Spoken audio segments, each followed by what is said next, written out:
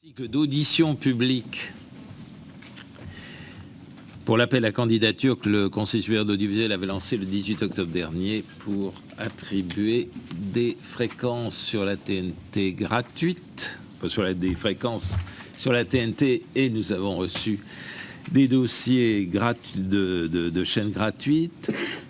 C'est la dernière après-midi, ou le dernier après-midi, comme vous voudrez, puisque l'un et l'autre se disent ou se dit. Au cours de laquelle nous entendrons les défenseurs de 3 projets. Tout d'abord MCE TV, ma chaîne étudiante, dont les représentants sont déjà installés à cette table, puis Sister, puis Chéri HD. Avant de commencer ce cycle de 3 auditions, qui sera donc le dernier, je voudrais tout d'abord remercier à nouveau toutes celles et tous ceux qui ont suivi ces auditions, qu'il les ait suivies en étant présents dans cette salle ou en les regardant sur le site internet du CSA. Je voudrais remercier les services du Conseil qui ont apporté aux membres du Collège un concours extrêmement précieux, non seulement pour la préparation de l'appel aux candidatures, mais depuis le 10 janvier pour les débrousaillages et l'instruction des dossiers. Sans eux, nous n'aurions pas pu arriver aussi rapidement à ces auditions publiques, et sans eux, nous ne travaillerions pas aussi bien et nous ne prendrions pas d'aussi bonnes décisions que celles que nous allons prendre. Je remercie les équipes techniques qui ont assuré la prise de son et la prise de vue tout au long de ces auditions depuis le lundi 5. Elles ont travaillé dans des conditions qui ne sont pas évidentes, on ne s'en rend pas toujours compte quand on est dans cette salle, mais à la fois la configuration des lieux, cette espèce d'horrible pilier qu'on ne peut malheureusement pas démolir parce que tout s'écroule, l'exiguïté de la cabine dans laquelle se trouvent plusieurs techniciens. Tout cela rend les conditions de travail extrêmement difficiles et il faut bien le dire aussi parfois pénibles. Donc je les remercie de l'esprit avec lequel ils ont contribué à ce travail de prise de vue, de prise de son, de diffusion sur Internet.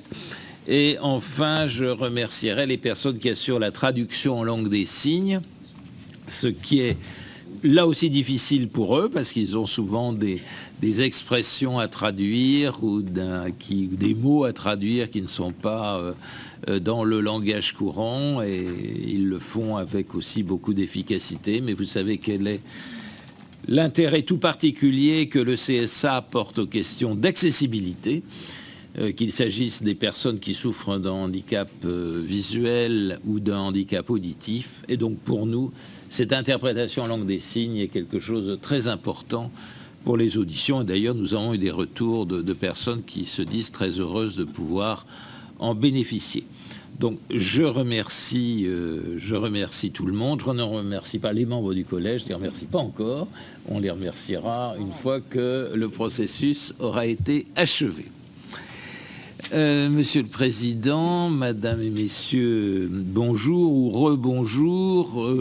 Comme vous le savez, vous disposez de 45 minutes de conversation avec les membres du Conseil. Pendant 15 minutes, vous allez nous rappeler les grandes lignes de votre projet, et ensuite une demi-heure d'échange avec les membres du Conseil. La parole est à vous. Monsieur le Président, Mesdames et Messieurs les conseillers, d'abord bonjour et merci d'avoir retenu la candidature de ma chaîne étudiante pour l'attribution d'une fréquence de TNT gratuite. C'est un honneur, c'est un grand honneur pour toute l'équipe MCE, la jeune équipe qui n'a que 3 ans, d'avoir été retenue, d'avoir pu travailler sur ce dossier. Elle a travaillé avec enthousiasme, je dirais même avec ferveur.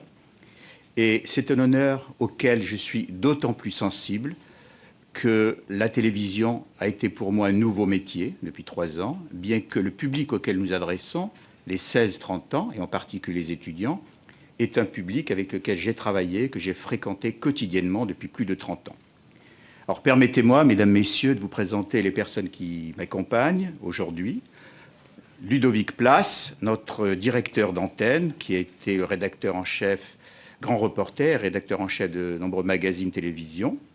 Jean-Jacques Silberstein, qui a déjà collaboré à de nombreuses chaînes depuis de nombreuses années.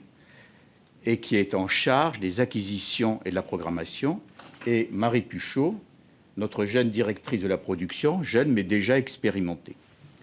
Et puis, quelques personnes derrière, c'est l'équipe, une partie des journalistes et des animateurs de la chaîne qui ont tenu à venir vous montrer tout l'intérêt qu'ils portent à ce que le MCE obtienne une fréquence. Et puis, permettez-moi de me présenter un peu plus longuement, simplement pour vous expliquer quelle est la cohérence de mon parcours professionnel. J'ai commencé comme ingénieur, donc j'étais diplômé de l'école centrale, j'ai fait ensuite Sciences Po Paris, et puis j'ai enseigné à l'école supérieure de commerce de Paris, j'ai enseigné la recherche opérationnelle, et j'en suis devenu le directeur du département mathématiques. J'ai ensuite quitté le SCP pour fonder le l'ESG, le groupe École supérieure de gestion. Ça a été une aventure passionnante qui est vraiment l'aventure de ma vie, de créer une grande école, alors que tout le monde sait qu'il existe déjà des écoles et qu'il existait déjà des écoles centenaires à Paris, en province, des écoles fameuses qui avaient toutes les consécrations. Donc, fondé en 1985, le groupe ESG est devenu, en une trentaine d'années, un peu moins, l'un des principaux dans son domaine et a pu obtenir, non seulement sur le plan qualitatif, quantitatif, donc un grand nombre d'étudiants, 5000 étudiants, 30 000 anciens élèves, mais surtout sur le plan qualitatif, a reçu les consécrations de l'État, le diplôme, le visa, les consécrations universitaires, puisqu'il a pu obtenir le grade master et être admis à la conférence des grandes écoles. Si je me suis permis de parler de mon expérience, et excusez ce manque de modestie, mais c'est tout simplement pour vous montrer quelle est la cohérence du parcours et pour vous montrer que j'ai la sensation de me retrouver aujourd'hui devant un défi du même type, mais légèrement différent, sur le même public. Et là, il s'agit d'offrir à des jeunes toutes les possibilités d'information, d'orientation qu'ils ne peuvent trouver ailleurs. C'est vrai pour les jeunes qui sont dans les grandes villes, c'est encore plus vrai pour ceux qui sont dans les petites villes, voire à la campagne. Et la complexité vient du fait qu'il y a actuellement multitude de filières, de métiers, d'établissements. J'ai vu une dernière émission, on dit qu'il y avait rien que dans les métiers de l'art, 1000 formations différentes. Dans les masters, il y en a 7000 masters. Donc, c'était cet objectif. Ce que je puis dire, c'est que mon expérience dans l'enseignement et dans l'orientation, et mon expérience en tant qu'entrepreneur, où je me suis impliqué sans limite, me permettent de penser que ce défi est à la portée de l'équipe MCE. Alors MCE, ma chaîne étudiante, c'est actuellement une chaîne professionnelle qui a des grandes ambitions. Ce qu'on peut voir, si on considère le grand nombre d'émissions qui ont été réalisées depuis notre création, et ce qu'on peut voir aussi, si on regarde sa qualité. Et l'objectif de MCE, c'est d'offrir ce que les autres chaînes ne peuvent offrir, pour des raisons financières ou des raisons d'organisation, c'est-à-dire un service global pour les 16-30 ans. Alors, si vous permettez, je présenterai successivement 2 points, le concept et le modèle économique. Alors, pour le concept, MCE est une chaîne ciblée, plutôt que thématique ou généraliste. C'est la chaîne des 16-30 ans, c'est ce que les sociologues appellent habituellement la génération Y. C'est avant tout la chaîne de l'orientation et de l'emploi. Elle a vocation à offrir à son public la possibilité de s'informer, de s'orienter, de réussir dans la vie professionnelle, voire plus, et de se divertir. La bande-annonce que vous allez voir dans quelques instants vous permettra d'avoir un aperçu des émissions que nous avons déjà réalisées durant les 3 dernières années. Avant de voir...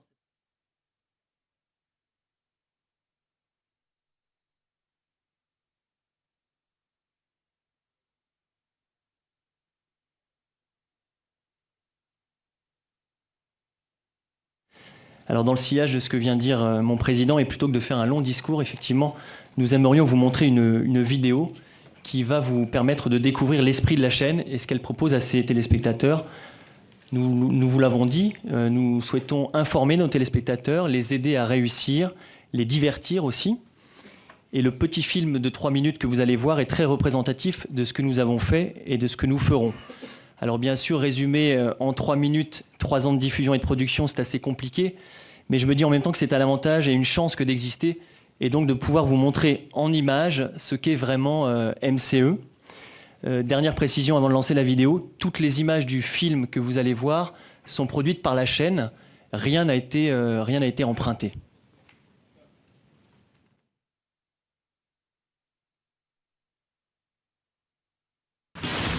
Depuis 2 ans, 4 mois, 16 jours, 19h40, MCE TV est la chaîne des 16-30 ans qui donne toutes les clés pour s'informer, réussir et se divertir.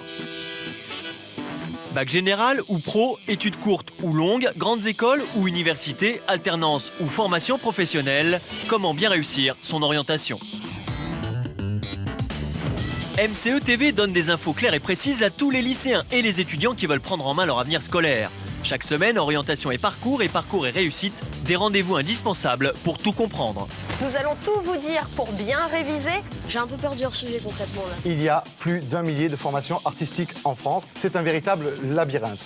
Dans grandes écoles et universités Inside, MCE TV part à la découverte des établissements et donne la parole aux élèves et à leurs directeurs. Tous nos étudiants sont largement capables de s'insérer dans une entreprise. Et pour mettre en lumière les établissements, chaque année la chaîne organise les MCE Awards. Cette cérémonie, unique dans le monde de l'éducation, récompense les grandes écoles et les universités. Le MCE Awards dans cette catégorie est attribué à l'Université Paris-Descartes. MCE TV offre aussi des clés pour mener à bien son entrée sur le marché du travail. Avocats, œnologues, infirmiers, astronomes et bien d'autres métiers. C'est mon job dévoile les dessous des professions, les cursus, les salaires. J'ai étudié jusqu'à 27 ans pour pouvoir faire ce métier-là et être compétent dans mon travail. Trouver un emploi, monter sa société avec les magazines Startup, Mon Parcours Exceptionnel et Job et Stage. MCE TV est la seule chaîne à diffuser les corrigés du bac, le soir même des épreuves, au cœur des lycées. École d'ingénieur l'année prochaine. Et pour vivre au rythme de la vie estudiantine et du sport universitaire, MCE TV s'invite au cœur des grands événements étudiants. Le 4L Trophy, la course croisière EDEC, les universiades, le challenge du monde des grandes écoles, Altiglisse, le SL All Tour et bien d'autres.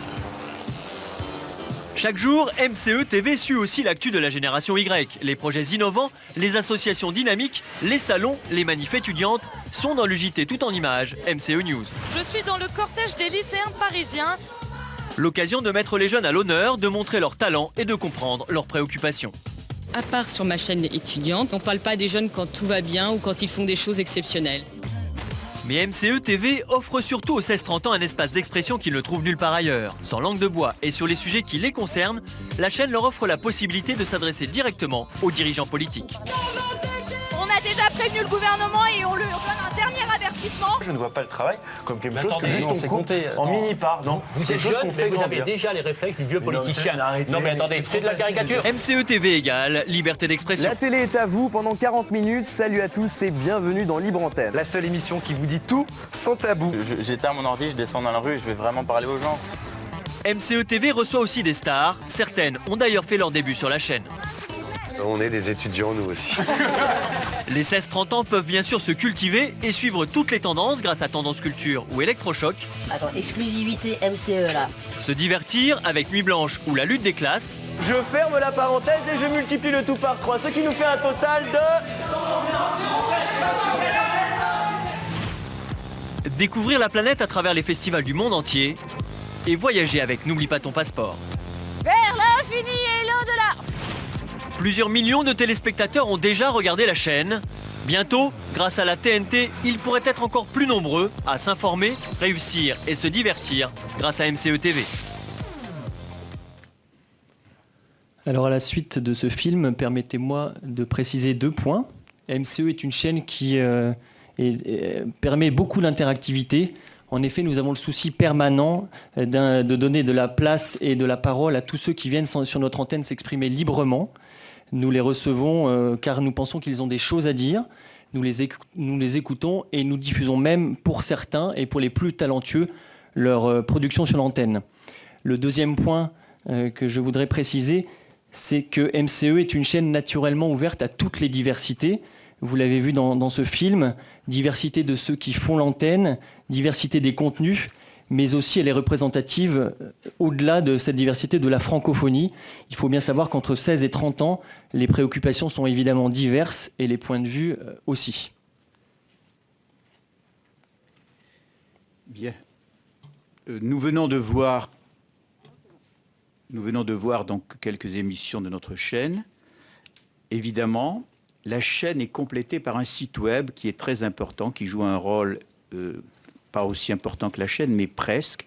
C'est un site qui permet de donner en permanence des informations sur l'orientation, en particulier grâce à un salon virtuel.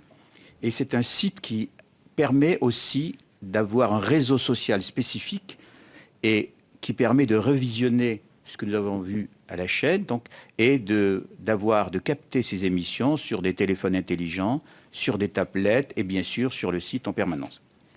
Je dirais juste un mot sur la ligne éditoriale de MCE. Nous avons pu la voir à travers ces émissions. Ce que nous pouvons affirmer, c'est qu'elle sera maintenue, elle sera renforcée. Et grâce à la TNT, si nous l'obtenons, bien sûr, nous pourrons toucher un plus large public, qui est non seulement le public des étudiants ou des 16-30 ans, mais aussi le public des enseignants et parfois le public de leurs parents, qui sont souvent inquiets pour ces problèmes d'orientation. Et le passage à la TNT, évidemment, consoliderait ce premier succès.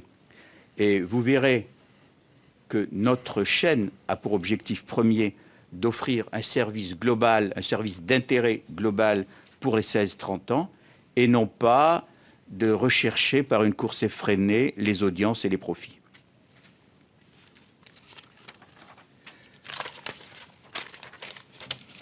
Mon second point concernera le modèle économique.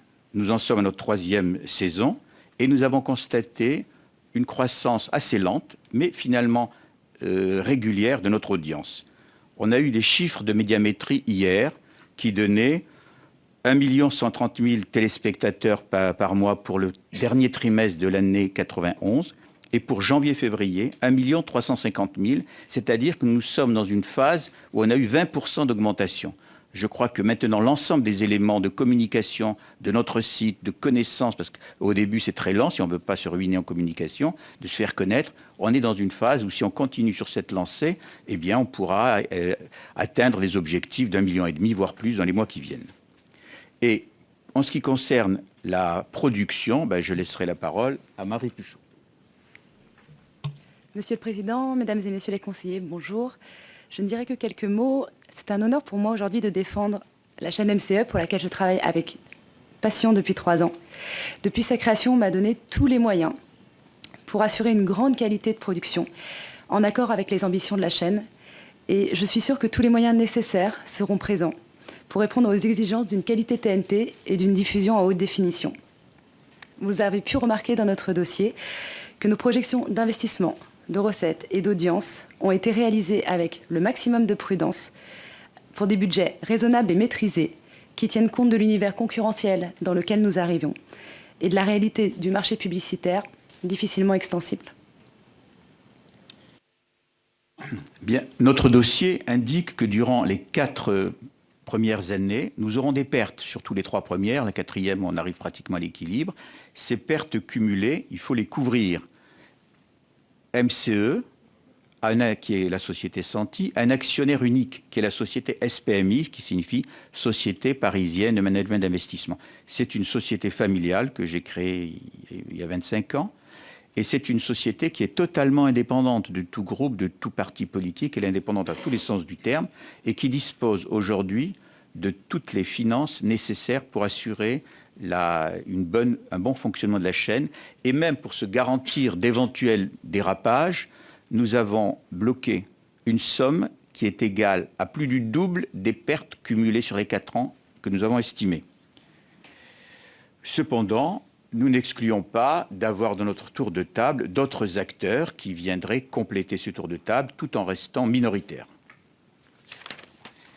Voilà, c'était l'essentiel. Si j'ai encore une minute, une demi-minute. Alors, une citation de notre poète national, Arthur Rimbaud. On n'est pas sérieux quand on a 17 ans. Et puis j'en ai une autre, d'un chanteur populaire qui lorsqu'un professeur répond à une étudiante qu'il avait interrogée, et elle répond ceci: vous m'avez écrit, vous passiez un bac G, un bac à bon marché, faut-il désespérer? Eh bien, MCE se propose d'aider tous ces jeunes à espérer. Merci de votre attention, mesdames, messieurs. Monsieur Patrice Gélinet.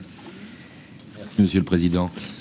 Madame, Messieurs, trois petites questions sur votre programmation qui m'a intéressé, mais sur lesquelles je voudrais avoir quelques précisions. Dans votre projet, première question, dans votre projet, vous dites que si l'antenne n'était consacrée qu'à des seuls programmes éducatifs et de formation, MCE n'atteindrait pas son objectif qui est plutôt de traiter de la vie étudiante et du divertissement. Alors soit que ces MCE ne soit pas un cours magistral télévisé, je le comprends bien, qu'il n'y ait pas seulement que des programmes éducatifs dans votre programmation, je le comprends aussi, mais dans votre grille, je n'en vois aucun. Ce qui peut paraître surprenant compte tenu de la cible que vous visez.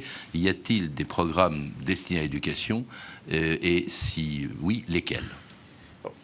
Juste, on a des programmes qui montrent les établissements de l'intérieur. On interroge les dirigeants et les étudiants et ils parlent de leur vie dans les universités et les grandes écoles.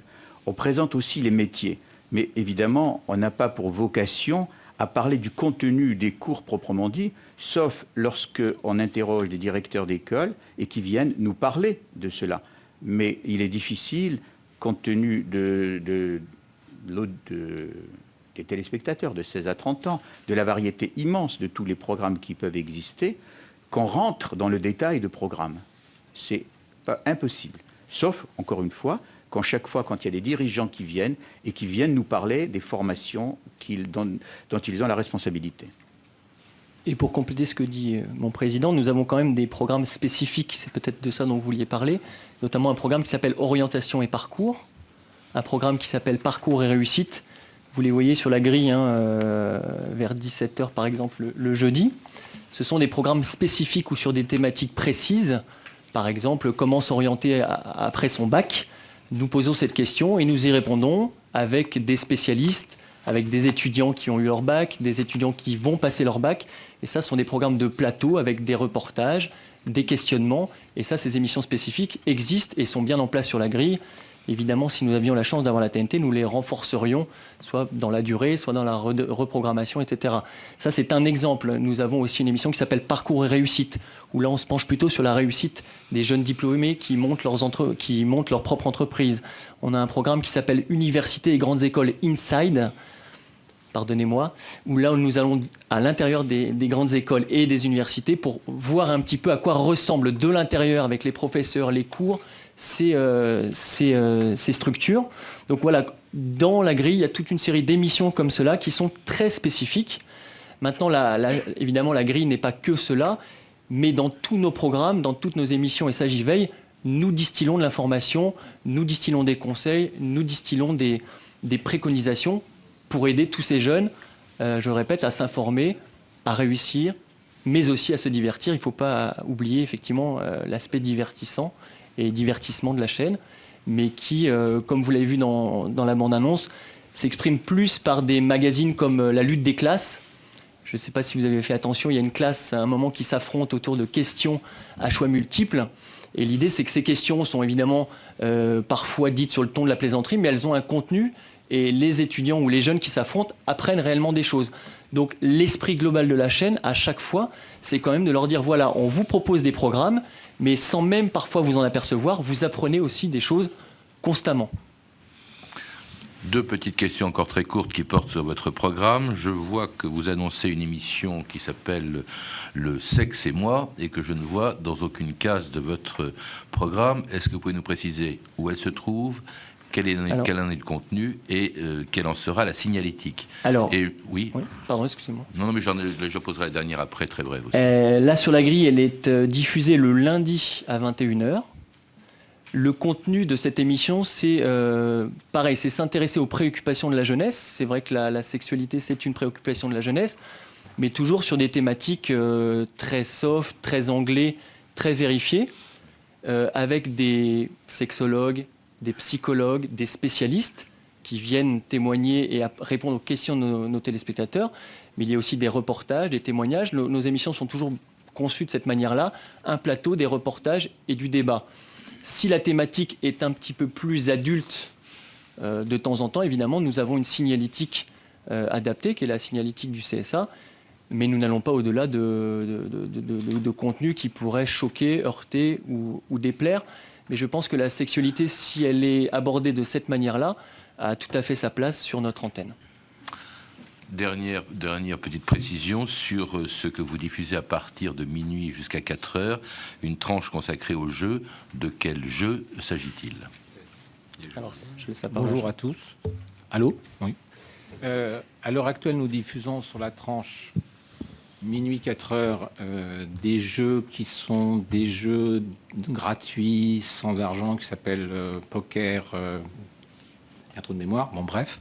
Ces jeux sont des jeux qui sont déjà diffusés en TNT puisqu'ils sont sur IDF1.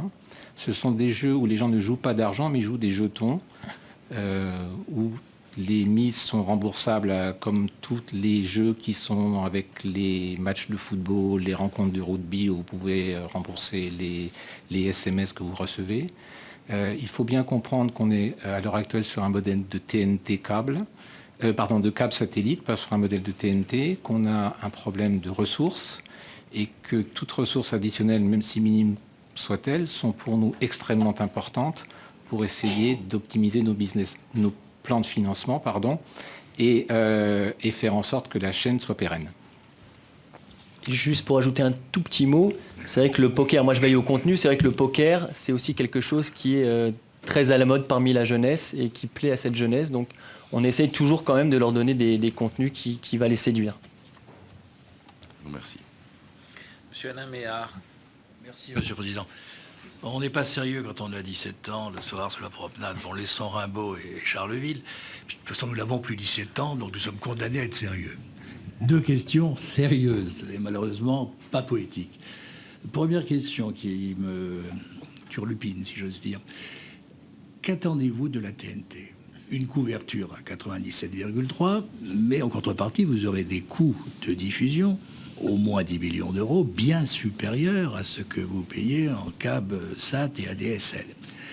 Donc, est-ce que pour vous, la TNT, par l'élargissement gratuit, c'est le seul mode vraiment gratuit, d'accès, par l'accès, grâce à la gratuité, je me reprends, d'une population plus large, notamment les enseignants, l'on dit, vont contribuer à faire évoluer le format à l'occasion de cette extension à la TNT? Et si oui, dans quelle direction?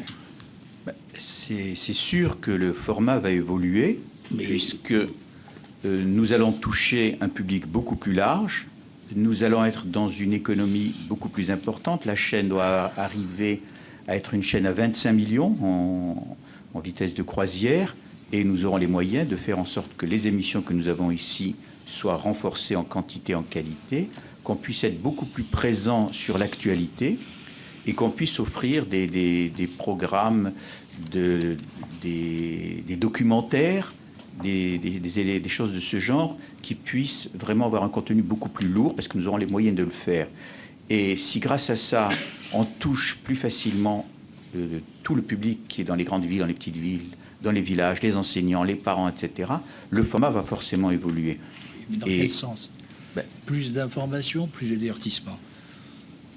L'équilibre sera, c'est difficile à dire aujourd'hui.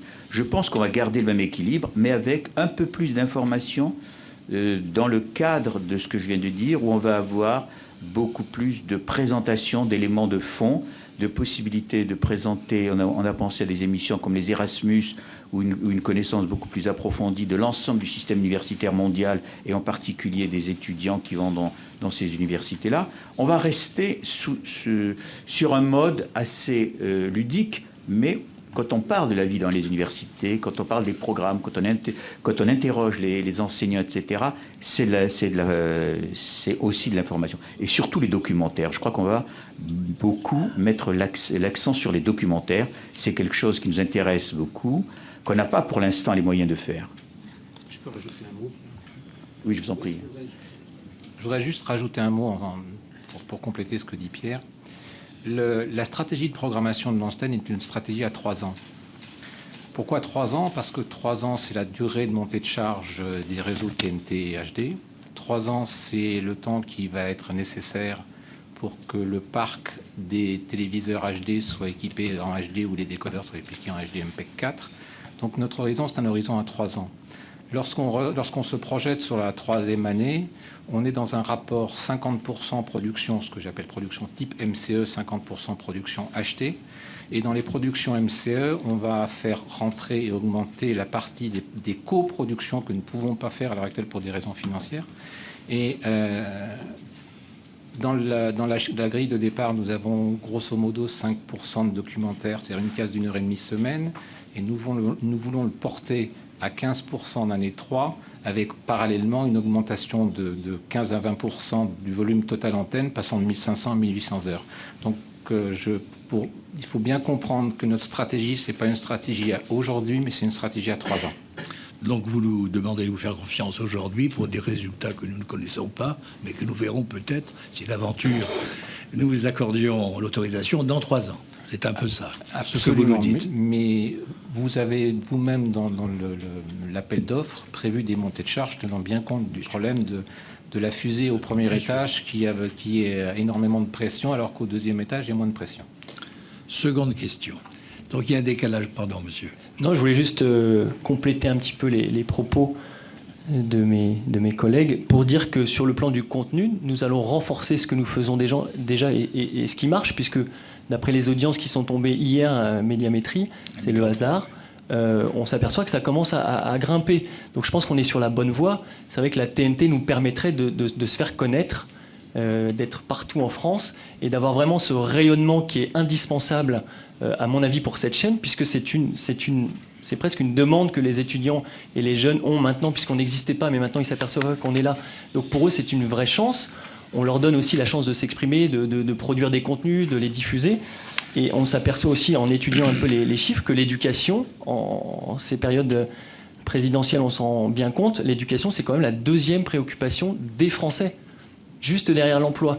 Donc je pense que nous, on va vraiment répondre, et on y répond déjà, mais la TNT nous permettra d'y répondre encore mieux. On répond aux préoccupations des jeunes, voire des parents et des enseignants. Merci. Seconde question. Donc, en dépit de cette montée en charge sur 3 ans, ce n'est pas du tout une critique, ce sont les règles du jeu, vous serez à l'équilibre dès 2015, malgré des coûts de diffusion sensiblement accrus par rapport à votre modèle actuel. Et tout cela repose sur une hypothèse d'audience de 0,6%. Vous l'avez qualifiée de prudente. Quelle montée en charge de votre audience prévoyez-vous pour les années qui suivront 2015 ? Oui, alors on n'a pas réellement prévu année par année après 2015 cette montée en charge parce que on n'a pas d'éléments assez solides.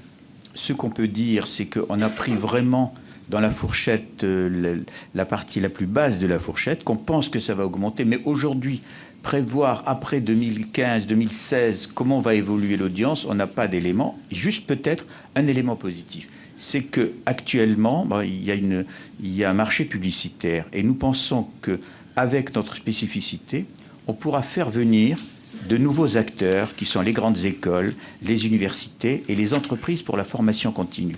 Et ça, c'est un marché dont on n'a pas tenu compte maintenant et qui devrait, avec l'autonomie des universités, avec tout ce qui se prépare dans la formation continue, avec le fait que maintenant de plus en plus de grandes écoles ont compris l'importance de la communication, non seulement institutionnelle, mais pour leurs différents programmes, pour les masters en particulier, nous pensons que là, on pourrait avoir un nouveau gisement. Mais donner un chiffre aujourd'hui, ça serait un peu prétentieux de notre part. Merci. Si je peux me permettre... Quel est le nom ? Je vous en prie, madame. Pardon. Si je peux me permettre de compléter ce que dit mon président. Donc effectivement, nous sommes partis sur un départ à 0,2 pour une arrivée à 0,6, qui est très prudent. Nous avons pris les 5% qui avaient été estimés par des instituts de médias comme Havas, en partant donc 0,8% de moyenne pour les 6 nouvelles chaînes TNT au bout de la 4e année. Nous sommes à 0,6, donc très prudent. Si nous partons toujours dans le même ratio, nous monterions peut-être de façon, en tout cas on l'espère, peut-être plus rapide, mais en tout cas constante. Après, nous gardons en tête que nous offrons un service pour les 16-30 ans. On ne va donc pas se définir comme une chaîne généraliste, on ne part donc pas sur un bassin d'audience aussi large que pourrait espérer une chaîne généraliste. Je vous remercie. Merci. Quel est le nombre des étudiants en France aujourd'hui? On dit qu'il y en a 2 200 000. Le nombre des lycéens? Alors, des lycéens, ils seraient de l'ordre de 3 millions. Et les apprentis? Alors, je m'excuse, je lis ce qu'il y a dans le dossier. Oui. Alors, il y a les apprentis. Dans l'alternance, il y a les apprentis et les contrats de professionnalisation. Alors, ça dépend. Alors, souvent, quand on parle... donnez l'ensemble. L'ensemble, on pourrait dire 500 000. Madame Francine Mariani-Ducret. Merci, Monsieur le Président. Je souscris tout à fait à l'idée qu'on puisse vouloir, en tant que téléspectateur, et notamment dans la tranche d'âge que vous visez, alterner connaissances et informations et puis divertissement. Mais est-ce que vous pouvez nous dire, sur le volume total d'heures de diffusion que vous envisagez sur la TNT, la proportion de temps réservé à la catégorie, disons, information, connaissance? Je crois que ça, c'est pour moi. Encore une fois, je reprends ma thématique de la montée de charge.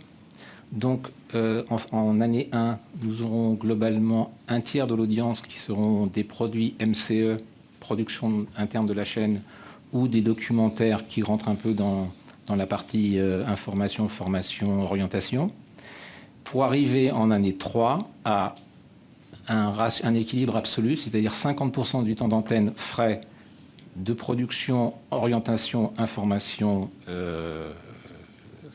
insertion, et 50% de divertissement pur, c'est-à-dire films, séries, émissions humoristiques, etc.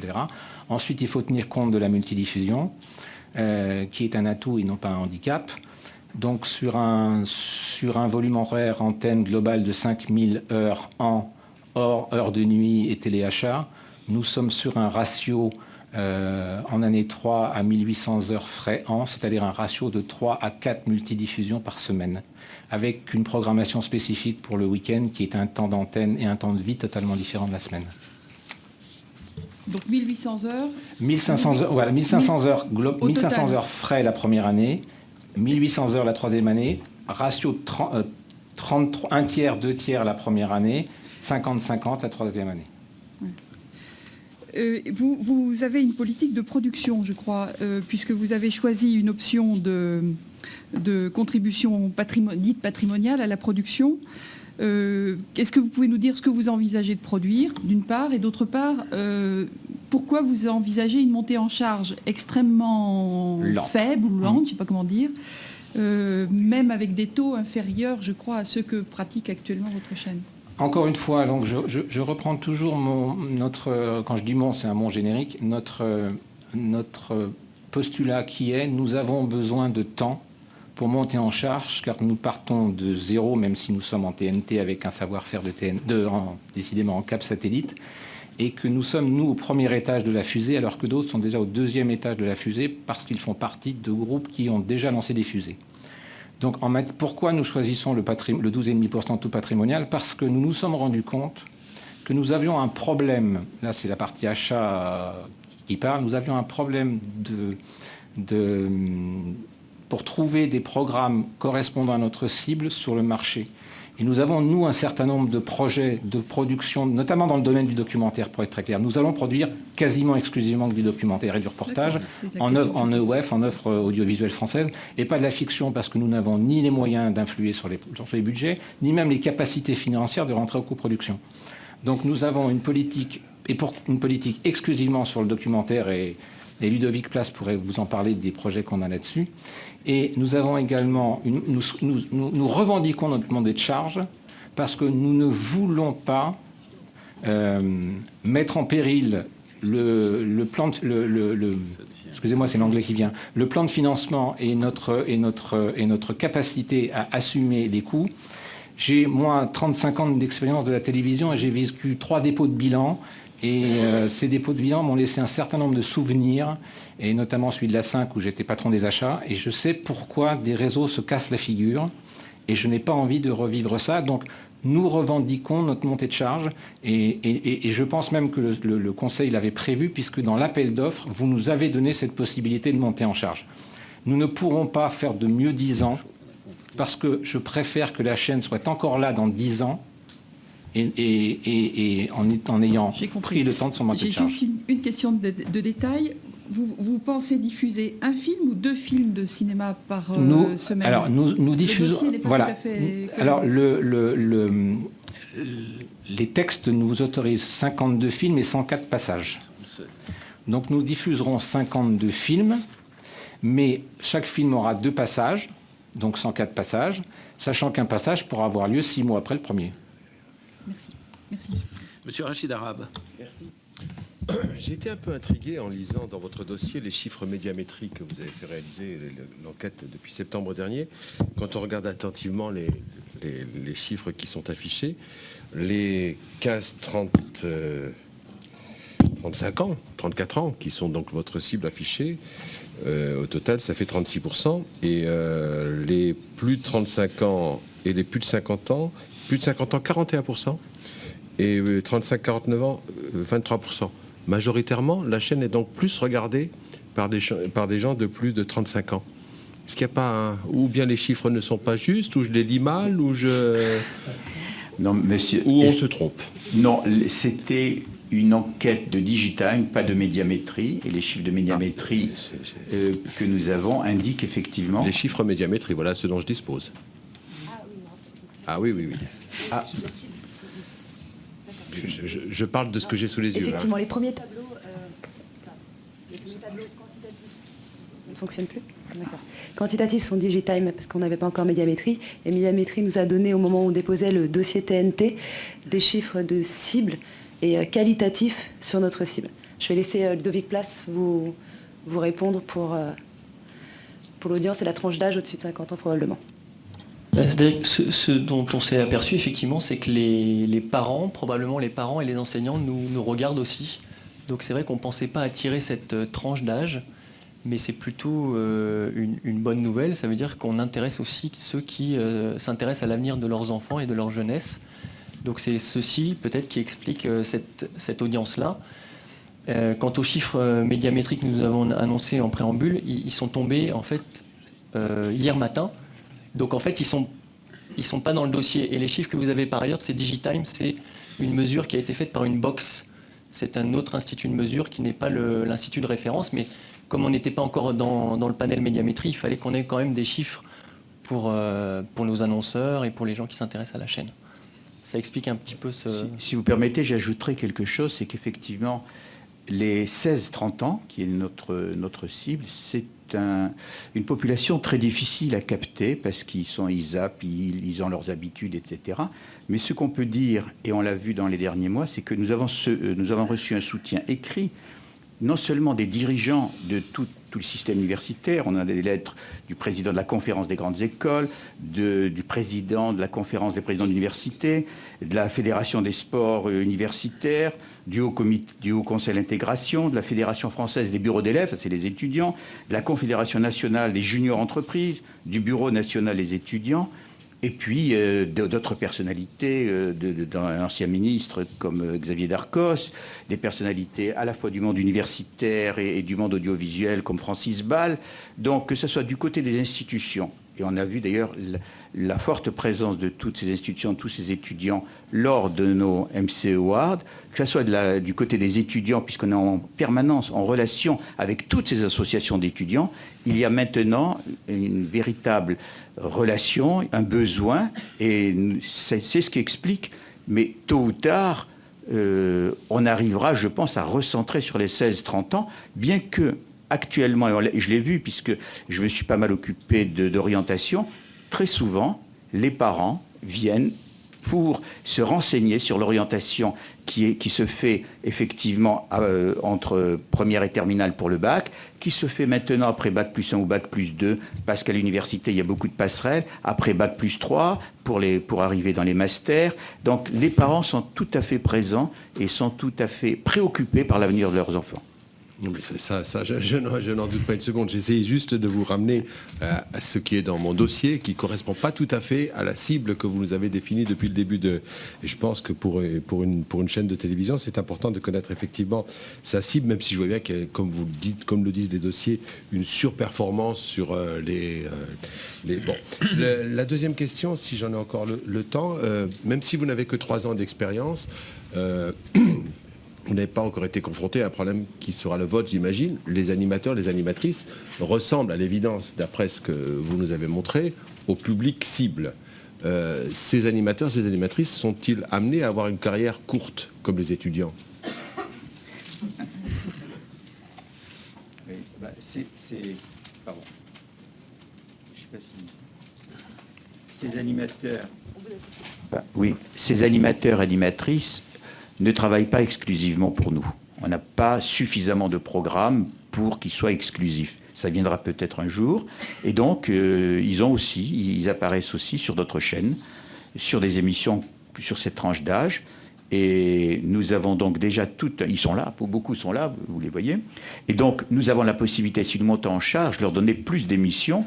Et on n'aura pas de souci pour leur en donner plus. On n'aura pas de souci pour en recruter d'autres, ce qui n'empêche que nous rechercherons aussi à recruter d'autres animateurs. Je ne sais pas si on aura des carrières à temps plein, peut-être, mais pour l'instant, on ne peut pas leur assurer une véritable carrière à temps plein. Ce que vous vouliez peut-être aussi comme précision, c'est jusqu'à quel âge ils peuvent faire de l'antenne pour être raccord avec leur cible. Nous en avons des très jeunes. Guillaume Janton, qui doit être dans la salle, a 18 ans. Donc lui, il peut nous accompagner encore longtemps. Ce que nous avons voulu faire aussi en lançant la chaîne, c'est s'appuyer sur des animateurs un petit peu plus âgés que 18 ans ou 20 ans, qui avaient une certaine expérience, qui pouvaient donc aussi donner à la chaîne une véritable assise professionnelle. Donc c'est pour ça que certains ont plus de 25 ans, sont encore dans la cible. Alors effectivement, si dans 5 ans, ils ont plus de 30 ans, bon, on leur réservera comme une place d'experts, de sages. Mais même pour orientation et parcours, nos animateurs ont déjà 40 ans. Parce qu'il faut connaître tout ce système. Et c'est bien d'avoir connu les directeurs de ces établissements, les présidents de ces universités, pour avoir un accès facile et pour pouvoir leur parler à eux et aux professeurs en connaissance de cause. Donc c'est pas parce que nous avons un public qui se veut, qu'on voudrait être jeune, que nos animateurs doivent dans tous les domaines être exclusivement des jeunes. Merci. Bon, alors si j'ai le droit, 3 secondes encore, puisque c'est dans la foulée de cette question, ça m'intéresse vraiment. Est-ce que vous avez des accords particuliers avec des écoles de journalisme, des centres de formation au métier de l'audiovisuel, pour que justement l'antenne de MCE puisse être un aboutissement de la formation ? Oui, nous avons des accords avec un certain nombre d'écoles. Lesquelles ? Par exemple, l'ISCPA, qui est l'Institut des médias. Nous travaillons aussi avec le CFPJ. Nous travaillons même avec des écoles qui sont en province, comme l'école de journalisme de Nice. Donc, on a tout un maillage comme ça. Nous utilisons leurs étudiants à plusieurs niveaux. Le premier niveau, c'est celui des stages. Il y a pas mal de jeunes journalistes qui viennent faire des stages chez nous et ils en sont ravis. Il y en a d'autres qui peuvent proposer leur... Je crois qu'on voit le sens de la réponse. Voilà. Monsieur Nicolas Abou va vous poser les dernières questions. Merci, Président. Monsieur le Président, Madame, Messieurs. Vous proposez donc une chaîne généraliste qui veut apporter aux étudiants à la fois de l'information, une aide à la formation, une aide à l'orientation, une aide aussi dans l'entrée dans la vie sociale, si j'ai bien compris, mais aussi 52 films, on l'a vu, et 1040 heures à peu près d'œuvres audiovisuelles. Je voudrais vous rappeler qu'en ce moment, de plus en plus de personnes présentant une déficience auditive ou visuelle étudient. Et que elles aussi veulent profiter des cafés tapageurs aux lustres éclatants. Et donc, selon quelle montée en charge respecterez-vous l'obligation de sous-titrer 40% de vos programmes? Et quand proposerez-vous quelques œuvres audio décrites? Bien. Dans les 1040 heures de fiction, des programmes de divertissement dont vous parlez, nous avons déjà une case horaire, et c'est un choix stratégique de la chaîne, de séries en version originale sous-titrée en français à l'antenne. Pardonnez-moi, sous-titrée en respectant les règles du sous-titrage pour les personnes... Non, sous-titrée parce que c'est de la version originale. Ah oui, non mais c'est pas de ce sous-titrage que je parlais, bien entendu. C'est le premier point.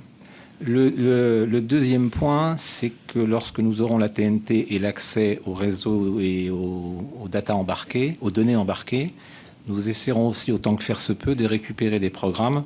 Je sais que ça ne va pas complètement vous satisfaire, en version multilingue, avec la possibilité de passer les versions originales sous-titrées. C'est mieux, c'est pas parfait, mais c'est mieux que rien. Troisième élément, nous envisageons en montée de charge, encore une fois, je reprends ma stratégie, de sous-titrer, pas audio d'écrire, sous-titrer ou utiliser le langage gestuel, ça dépendra, des émissions de formation ou d'orientation à raison de une ou deux par semaine la première année et en montée de charge. Nous sommes incapables au jour d'aujourd'hui, et vous donner une réponse précise serait vous mentir, nous sommes incapables aujourd'hui de vous donner des chiffres précis, des engagements précis. On pourra peut-être le faire, qu'à Dieu ne plaise, au stade de la Convention, mais nous sommes bien conscients que cette population sourde et malentendante et aveugle, et je le sais à titre personnel,